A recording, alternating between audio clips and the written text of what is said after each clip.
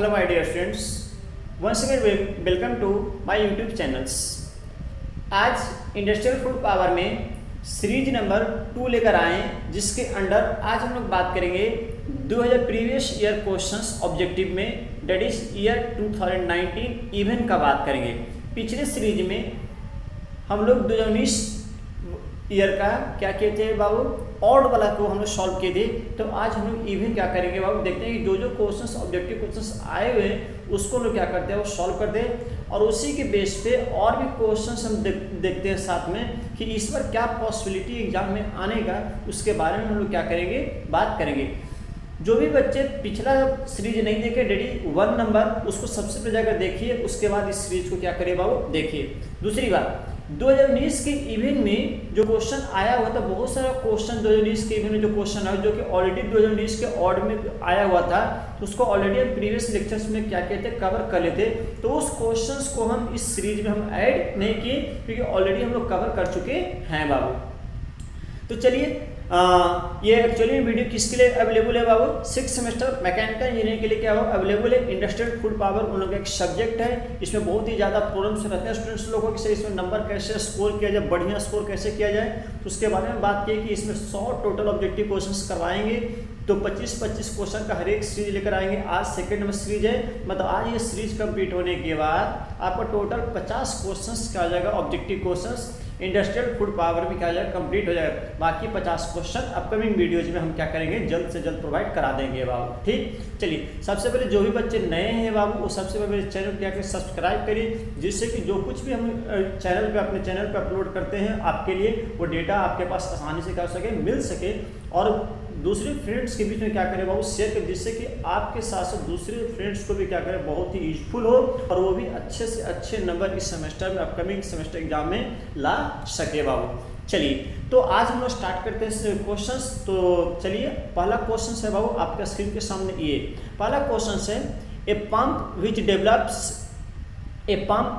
Develops a constant output, मतलब क्या constant output, मतलब क्या कि कोई भी उसको चेंज नहीं हो, ड्यूरिंग द फ्लो कोई भी आउटपुट में चेंजेस नहीं हो। तो बताइए कौन सा पंप होगा बाबू। ऑप्शन नंबर ए दिया गया ये हाई इफिशिएंसी पंप, ऐसा तो कोई पंप होता नहीं सर। बी ऑप्शन है बाबू ये positive displacement pump. Option C है वेरिएबल वॉल्यूम पंप, और डी क्या हो, एन इम्पेलर पंप। कौन सा सही होगा बाबू, किसमें कांस्टेंट आउटपुट मिलता है। तो हम जानते हैं कि option number B that is Bombay is the right answer, जहाँ पे क्या होता है कि आपको क्या होता है कि कांस्टेंट आउटपुट मिलता है। तो that is B number option, उसको 1 मिनट मार्क कर ले रहे हैं। हाँ, option number B that is a positive displacement pump will be your right answer. A positive displacement pump will be your right answer. इस क्वेश्चन का जवाब सही कौन है बाबू, option number B a positive displacement pump will be your right answer. समझ में आ रहा हो। चलिए सेकंड क्वेश्चन क्या है वो, सेकंड क्वेश्चन आपके स्क्रीन के सामने ये है, पायलट ऑपरेटेड रिलीफ वाल्व। ध्यान से सर इस क्वेश्चन को पढ़िए बाबू। Pilot operated relief valve have dash dash dash pressure override than as a direct acting relief valve.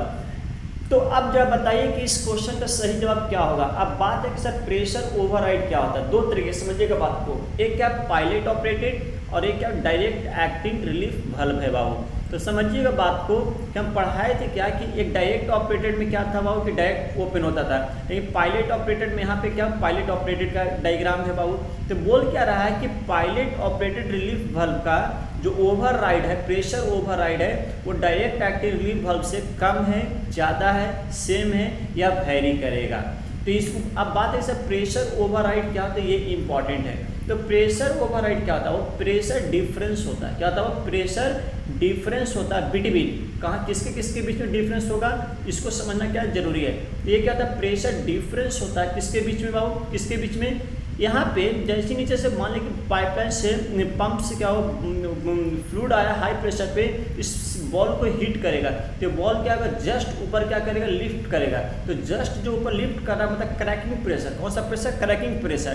तो वो प्रेशर जब यहाँ पे बॉल ऊपर लिफ्ट कर रहा है तो क्रैकिंग प्रेशर से जस्ट मतलब जिस प्रेशर पे अभी बल्ब ओपन होने वाला है, उसके बाद एक और प्रेशर होगा जिस प्रेशर पे ये बल्ब पूरी तरीके से क्या हो जाएगा, ओपन हो जाएगा। तो दोनों के बीच के डिफरेंस जो होता है इसी को लोग क्या कहते हैं, प्रेशर ओवरराइड कहते हैं। समझ में आ रहा? ये बात हम ऑलरेडी लेक्चर्स में बहुत ही अच्छे तरीके से पढ़ा चुके हैं। तो यहाँ पे हमें क्या करना है, शॉर्ट में केवल हम बात करेंगे। तो अब बोल रहा है कि पायलट ऑपरेटेड रिलीफ बल्ब में डैश डैश डैश प्रेशर जो ओवरराइड होगा किसके कंपेरिजन में, डायरेक्ट एक्टिव रिलीफ बल्ब के कंपेरिजन में कम होगा, ज़्यादा होगा, या क्या होगा, सेम होगा, या क्या होगा, वो वेरिएबल होगा। तो इसका सही आंसर कौन होगा बाबू, इसका जो राइट आंसर होगा वो राइट आंसर क्या होगा, इसका राइट आंसर आपका होगा A option, that is more. That is more. हमेशा क्या होता है, pressure override pilot operated relief bulb में डायरेक्ट ऑपरेटिंग के कंपेरिजन से में क्या होता है, ज़्यादा होता है बाबू। समझ में आ रहा है? चलिए नेक्स्ट थर्ड क्वेश्चन है बाबू, direct active relief bulb have response. अब समझिए वही क्वेश्चन फिर आ रहा है कि पायलट ऑपरेटेड रिलीफ बल्ब के कंपेरिजन में जो डायरेक्ट एक्टिव रिलीफ बल्ब है वो रिस्पॉन्स स्लो करेगा, सेम करेगा, फास्ट करेगा, या वेरिएबल है बाबू, या वेरिएबल। अब बताइए डायरेक्ट ऑपरेटिंग और पायलट ऑपरेटिंग, आप अगर कंस्ट्रक्शन वगैरह पढ़े होंगे तो हम बताए थे कि जो direct active pressure relief bulb होता है वो बहुत ही फास्ट रिस्पांस करता है, बहुत जल्दी रिस्पांस करता है। किसके कंपेरिजन में, पायलट ऑपरेटेड के कंपेरिजन में बहुत ही क्या होता है, फास्ट रिस्पांस करता है। तो इस क्वेश्चन का सही जवाब क्या हो जाएगा बाबू, इस क्वेश्चन का सही जवाब क्या होगा, जल्दी बताइए। इस क्वेश्चन का सही जवाब होगा faster. Direct active relief bulb faster response करता than a pilot operated relief bulb. That is option number C will be your right answer. Option number C will be your right answer. तो option number C क्या होगा बाबू, सही option होगा faster. समझ में आ रहा है? तो दो क्वेश्चन, दो ये सभी क्वेश्चन आए थे एग्जाम में, इसको बढ़िया से क्या करना, पढ़कर जाना है बाबू। Next, amount of flow in a pipeline can be adjusted by. ये तो बहुत ही हल्का क्वेश्चन है बाबू, ये तो एक तरीके से फ्लूइड मैकेनिक्स का क्वेश्चन है। बताइए कि ये क्वेश्चन का ऑप्शन नहीं बन जाएगा बाबू, बताओ। अमाउंट ऑफ फ्लो मतलब डिस्चार्ज पाइपलाइन में कैसे एडजस्ट किया जा सकता है, बताइए कैसे एडजस्ट किया जा सकता है, जल्दी बताइए। तो जानते हैं कि डिस्चार्ज का एरिया इंटू वेलोसिटी, क्यू क्या होता है। अगर हम बात करें इस तरीके से, इसको समझिए बाबू बात को, कि अगर हम क्यू का बात करें तो क्यू इक्वल टू क्या होता है, एरिया इंटू वेलोसिटी होता है। एरिया इंटू वेलोसिटी होता है। तो आप बताइए कि डिस्चार्ज कैसे करना, तो एरिया इक्वल टू क्या होता है, π/4 इंटू डी स्क्वायर। डी क्या है बाबू, डायमीटर ऑफ पाइप है। डी क्या है, डायमीटर ऑफ पाइप है। डी क्या है, डायमीटर ऑफ पाइप है। इसका मतलब डी डायमीटर ऑफ पाइप है। देखिए क्या, changing the size of flow path नहीं, ऑप्शन नंबर ए क्या, changing the size of flow path नहीं। बी क्या हो, changing the diameter of the pipe. हाँ, directly Q is directly proportional to क्या बाबू, डी है कि नहीं है। इसका मतलब क्या कि आप डायमीटर ऑफ पाइप को चेंज करिएगा तो आपका क्या होगा कि आपका discharge that is amount of flow भी क्या करेगा, चेंज करेगा बाबू। अच्छा देख लेते हैं, सही तो ऑप्शन एक बी लग रहा है, लेकिन और भी ऑप्शन देखते हैं। Changing the length of the pipe नहीं, डिस्चार्ज लेंथ पे थोड़ी डिपेंड कर रहा है। Changing the height of the pipe, अरे हाइट पे कहाँ डिपेंड कर रहा है, मतलब option number B is the right. तो ये बहुत ही हलवा क्वेश्चन था बाबू, लेकिन इस तरीके का क्वेश्चन क्या हमेशा एग्जाम में आते रहते हैं। तो इसको सही ऑप्शन कौन इसका होगा बाबू, B, that is changing the diameter of the pipe. Diameter of the pipe.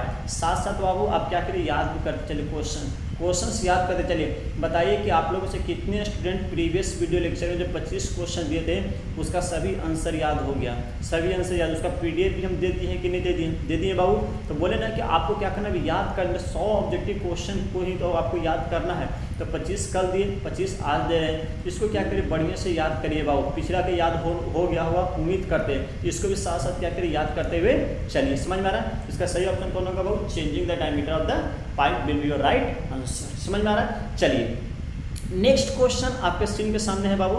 The piston pump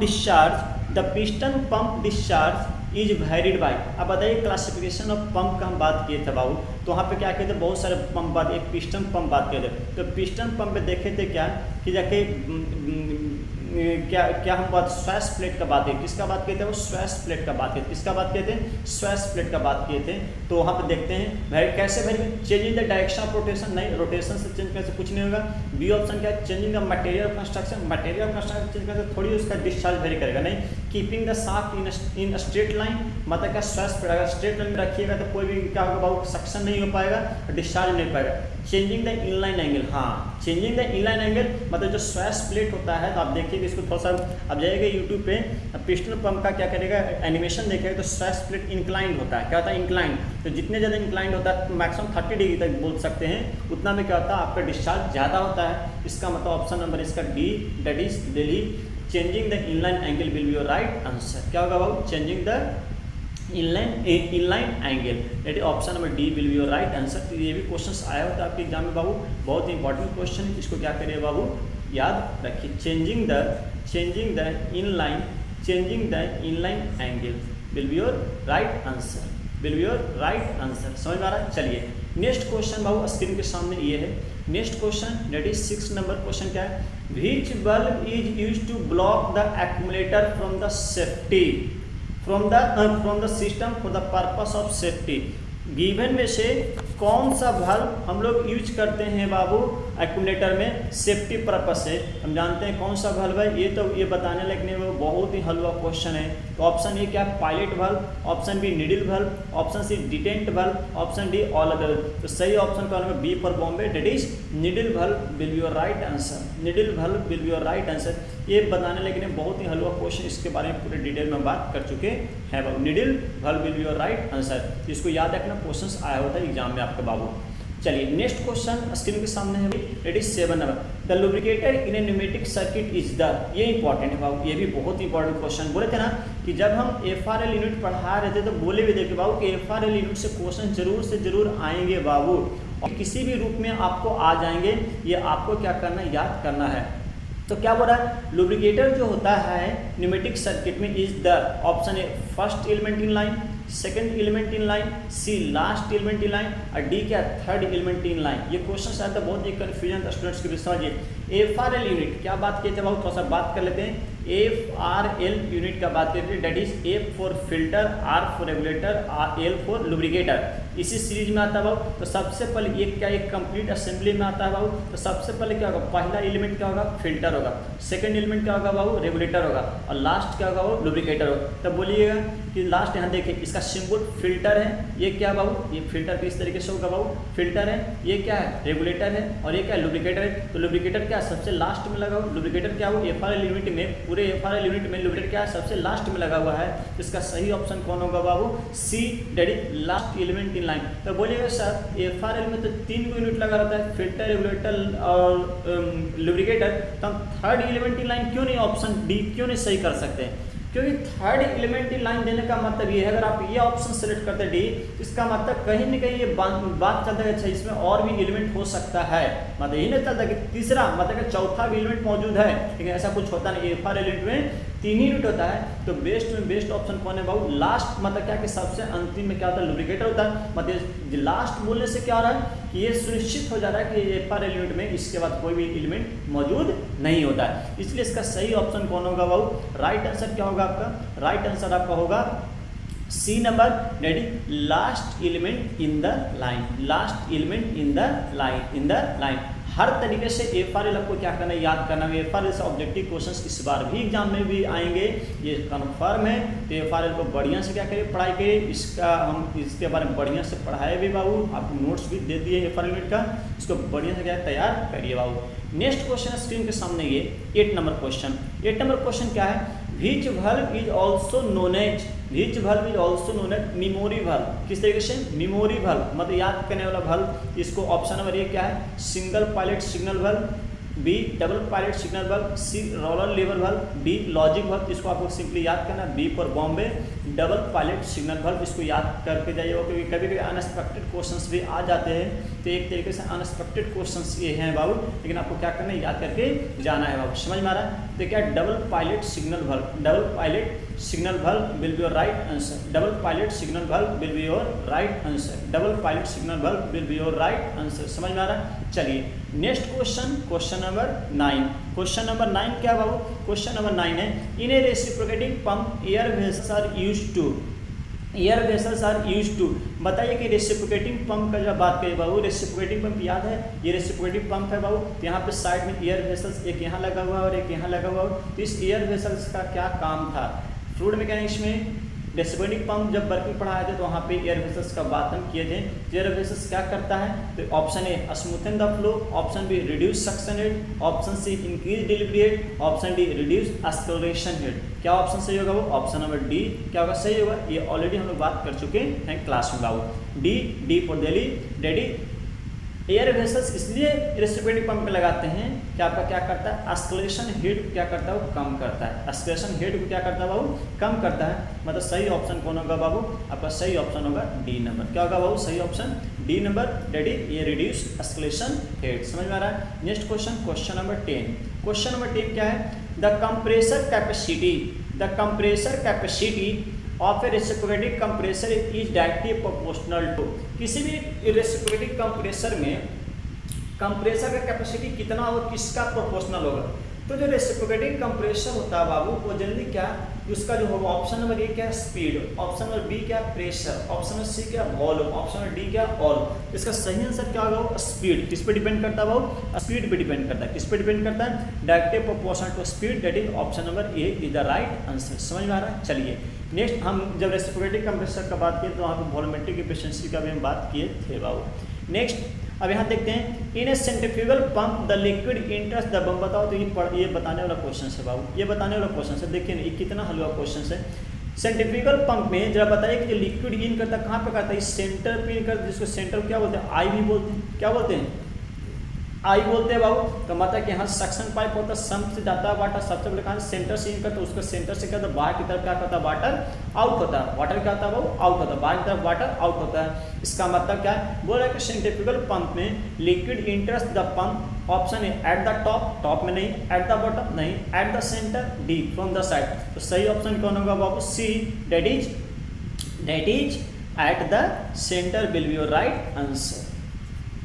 at the centre will be your right answer. तो ये भी बहुत ही हलवा क्वेश्चन है वो। इस तरीके के क्वेश्चन अगर आते हैं एग्जाम में तो आपसे आसानी से कर जाएगा, सॉल्व हो जाएगा वो। समझ में आ रहा है कि नहीं। चलिए next question 12 number, which of the following applicable for bleed off circuit. Bleed off circuit के लिए कौन सा एप्लीकेबल है, ब्लीड ऑफ सर्किट। ब्लीड का मतलब क्या होता है ये समझिए। ब्लीड का मतलब क्या होता है, जैसे बोलते हैं कि ब्लड ब्लीडिंग कर रहा है। ब्लीडिंग का मतलब क्या, कि बॉडी से अगर कोई खून निकल रहा है, ब्लड निकल रहा है, उसको ब्लीडिंग बोलते हैं। मतलब क्या, अगर ज़्यादा हो जाएगा ब्लड तभी ना बाहर निकलेगा, वो ब्लीड करेगा। यही तो हो सकता है। अगर किसी को शरीर में कोई कट लगे तो बॉडी में खून ही नहीं लगेगा तो कहाँ से वो निकल पाएगा। मतलब बॉडी में खून ज़्यादा है तब कटने पर ब्लीड हो रहा है। उसी तरीके से ब्लीड ऑफ सर्किट कहाँ यूज करते हैं, ये इंपॉर्टेंट है, एप्लीकेबल। तो ऑप्शन नंबर ए क्या हो, bleed off circuit develops heat in the system, नहीं।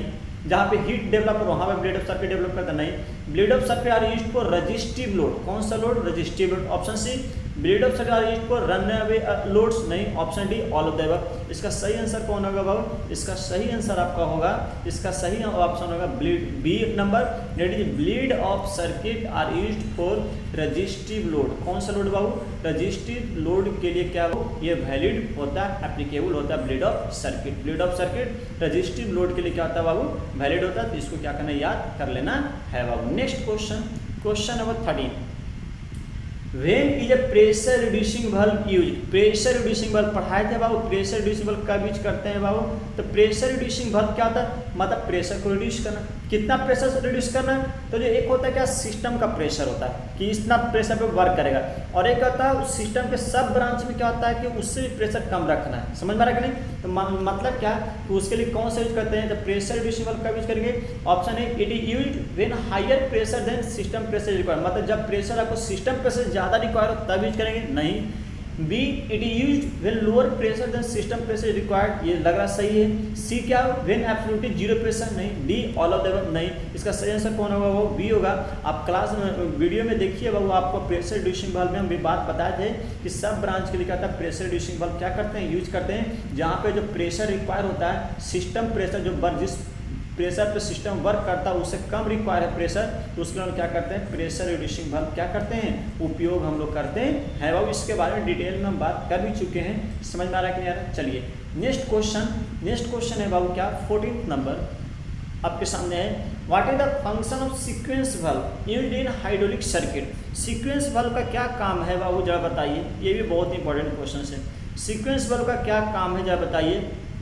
सीक्वेंस का मतलब क्या नहीं लग रहा है कि सीक्वेंस का मतलब कुछ कह रहा है क्या कि लगातार, मतलब स्टेप बाय स्टेप, मतलब वन बाई वन। क्या सीक्वेंस का मतलब क्या, वन बाई वन किसी स्पेसिफिक ऑर्डर में, वन बाई वन किसी स्पेसिफिक ऑर्डर में हो रहा है, यही नहीं समझ में आ रहा है। तो सीक्वेंस वर्ब कहाँ यूज करते हैं, सीक्वेंस वर्ब ऑप्शन ए क्या है, sequence valve are used to perform number of operation one after another after the setup pressure is reached. Option B, sequence valve are used to perform number of operation continuously before the setup pressure is reached. Option C, sequence valves after reaching set pressure oil is flown to the tank. Option D, all of the above. तो इसका सही answer कौन होगा, वो इसका सही answer A option होगा, that is sequence valve are used to perform number of operation one after the other the set pressure is reached। इसका सही ऑप्शन कौन होगा बाबू, आपका ऑप्शन नंबर ए होगा। ऑप्शन नंबर क्या होगा बाबू, ए होगा। ऑप्शन नंबर क्या होगा बाबू, इसका राइट आंसर ए होगा। इसको क्या करना है, याद रखना है और सीक्वेंस वर्ब के बारे में क्या करना, अच्छे से पढ़ के जाना है एग्जाम में। Next question number 15, question number 15, why are bleed off circuit used. ये आपको क्वेश्चन आया होता है शायद एग्जाम में। Why are bleed off circuit, bleed off circuit क्यों हम यूज करते हैं, बताइए ब्लेड ऑफ सर्किट क्यों उपयोग करते हैं। तब क्या इसका ऑप्शन सी राइट आंसर होगा। Bleed off circuit are use to reduce the speed of the actuator. अगर एक्चुएटर का स्पीड को घटाना है, एक होता है मीटर इन सर्किट, एक होता है मीटर आउट सर्किट, और तीसरा क्या होता है, ब्लेड ऑफ सर्किट होता है बाबू। तो मीटर इन क्या होता है बाबू, मीटर इन मीटर आउट क्या स्पीड को क्या करता है, मेंटेन करता है, मतलब। लेकिन ये क्या था, वो एक तरीके से स्पीड को क्या करता है, रिड्यूस करता है। किसके, एक्चुएटर का स्पीड को घटाना है तो आपको क्या करना है, ब्लेड ऑफ सर्किट का क्या करते हैं, उपयोग करते हैं। तो ब्लेड ऑफ सर्किट के बारे में जो दो क्वेश्चंस करवाए, दोनों क्वेश्चन क्या करना, बढ़िया से क्या करना, याद करके जाना है, क्योंकि दोनों इंपॉर्टेंट है बाबू, और यहाँ से क्वेश्चन आने का चांसेस बनते रहते हैं बाबू। Next question, question number 16, a pressure relief valve can, ये तो बहुत हल्का क्वेश्चन होगा, ये आप बता दोगे, ये उम्मीद करते हैं बता दें। ए प्रेशर रिलीफ वाल्व जो होता है वो डायरेक्टली ऑपरेटेड हो सकता है, बी पायलट ऑपरेटेड हो सकता है, सी सोलेनॉइड ऑपरेटेड। सोलेनॉइड ऑपरेटेड क्या होता है, इलेक्ट्रिकल और मैकेनिकल कॉम्बिनेशन, तो तीनों में आता है बाबू। तो मतलब क्या, option D, that is all of the above will be your right answer. ये तो बहुत ही हल्का क्वेश्चन है, इसमें कोई दिक्कत नहीं चाहिए, लेकिन इस तरीके से भी क्वेश्चंस आते रहते हैं आपके एग्जाम में, इसको क्या करना आपको देख लेना है। वैसा नहीं किस तरीके के क्वेश्चन आप गलती करके आ जाए एग्जाम में, तो बहुत ही खराब लगता है, वो बहुत अपने आप में खराब लगेगा, इतना ईजी हलवा क्वेश्चन हम गलती कर आ गए।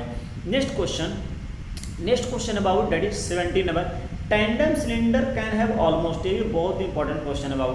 बताइए टैंडम सिलेंडर में क्या था, दो पिस्टन लगा था, सीरीज में लगा होता है। यहाँ देख एक पिस्टन और यहाँ क्या सेकंड पिस्टन, और क्या सीरीज में लगा हुआ है। यहाँ ऑयल इन करेगा तो यहाँ भी हीट करेगा और यहाँ भी ऑयल हीट करेगा, तो मतलब क्या कि सिंगल सिलेंडर के मुकाबला में टैंडम सिलेंडर कितना, दो पिस्टन है, मतलब 2 टाइम्स फोर्स क्या करेगा, जनरेट करेगा। 3 है तो 3 टाइम्स, 4 है तो 4 टाइम्स।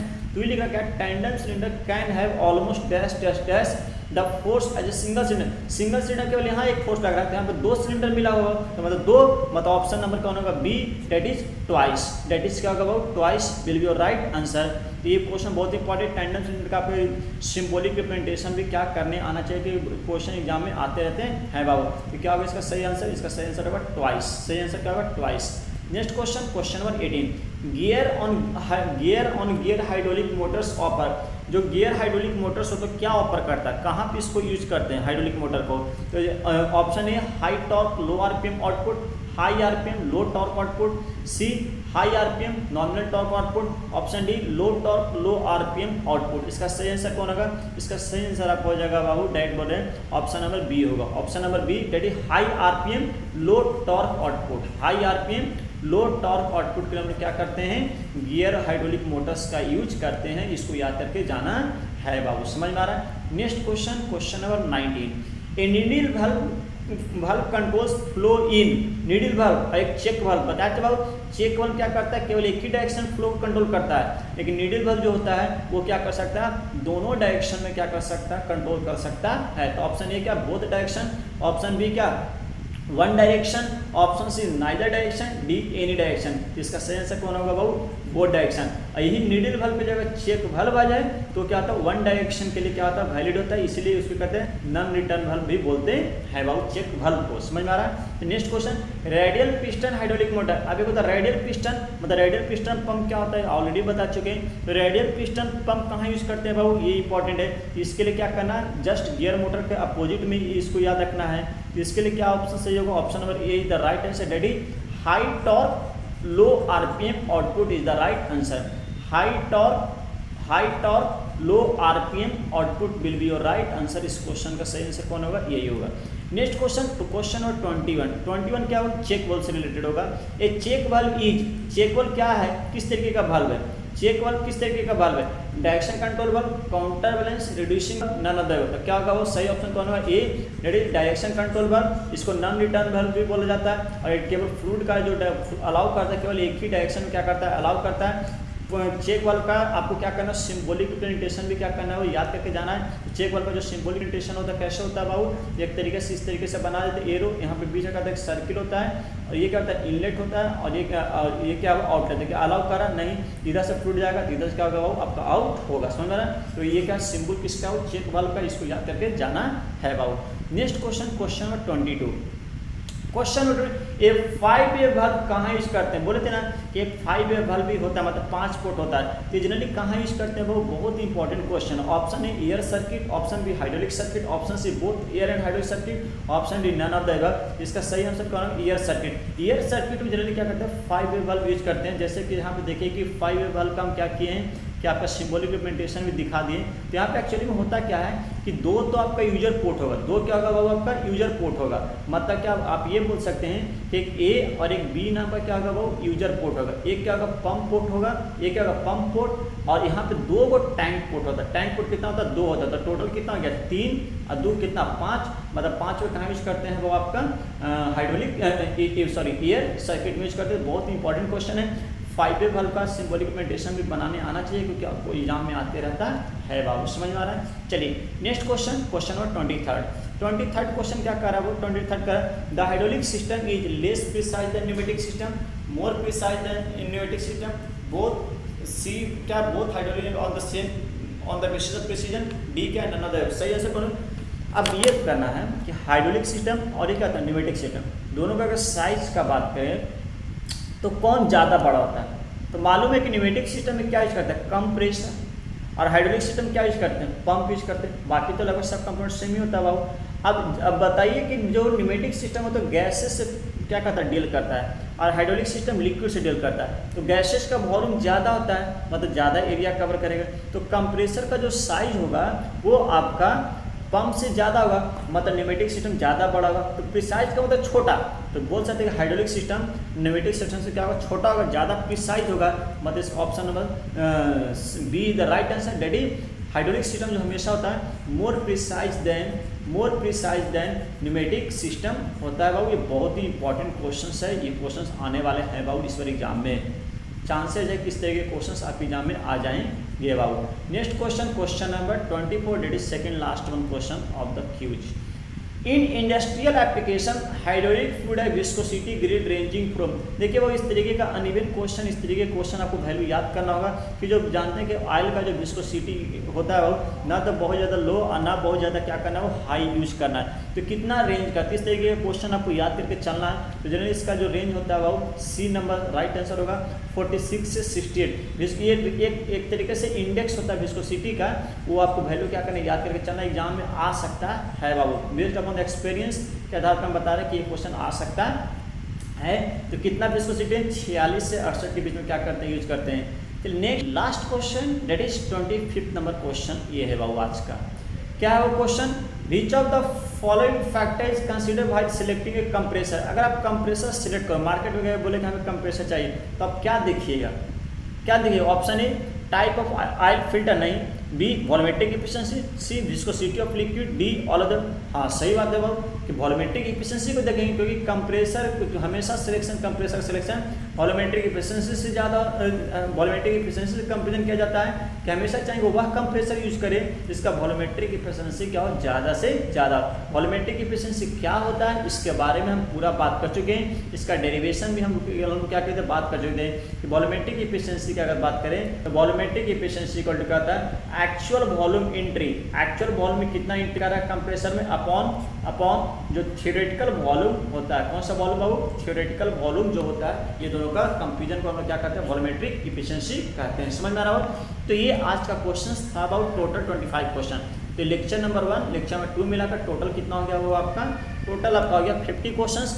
नेक्स्ट लेक्चर में और 25 लेकर आएंगे, इस तरीके से 100 कंप्लीट करेंगे।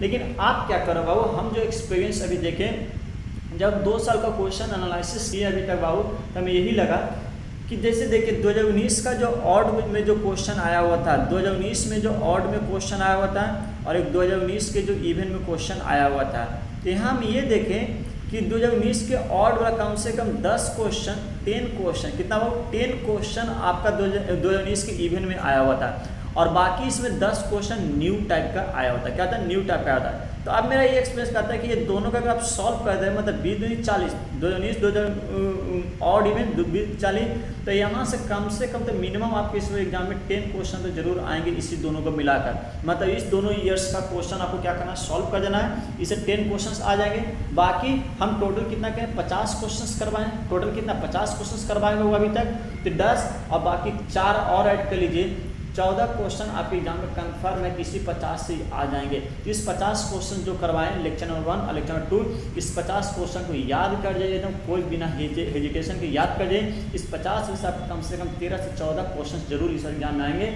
मतलब 20 में आपका 13 से 14 नंबर तो आ गए। बाकी हम प्रोमिस किए थे कि आपको 18 मार्क्स कम से कम आपको हम अचीव करवाएंगे 20 में, तो और 4 से 5 नंबर और हमें अचीव कराना। उसके लिए और हम मेरे पास अभी 50 क्वेश्चंस और हैं, उसको हम और देंगे, उसी से क्वेश्चंस आएंगे।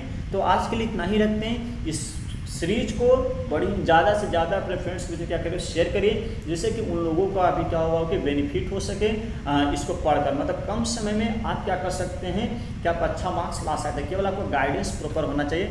तो गाइडेंस करना मेरा काम है, मटेरियल उपलब्ध कराना मेरा काम है। केवल आपका काम यह है कि आप केवल पढ़ जाओ, जैसे से बात बोल रहे हैं वैसे से आप काम करिए। जो जो बात बोल रहे हैं कि याद करना है तो मतलब याद करना है। PDF पिछले सीरीज का भी दे दिए, इस सीरीज का भी दे देंगे, दोनों PDF सामने है, कुछ नहीं करना है। हर एक कभी लगे कभी फिर ये मोबाइल में ओपन कर लीजिए, 25 क्वेश्चन को रिवाइज करिए, फिर 25 को रिवाइज करिए। इस काम को करते रहिए और ऐसे तरीके से उसके बाद हम RSC का हम क्या करेंगे, अब स्टार्ट करेंगे बाबू। इंडस्ट्रियल फुटबॉल का RSC स्टार्ट करेंगे, उसके बाद RSC का समय बचेगा तो और हम सब्जेक्ट का हम क्या करेंगे, स्टार्ट करने वाले हैं बाबू। सो आज के लिए इतना ही, तब तक के लिए बाबू टेक केयर, खुश रहिए।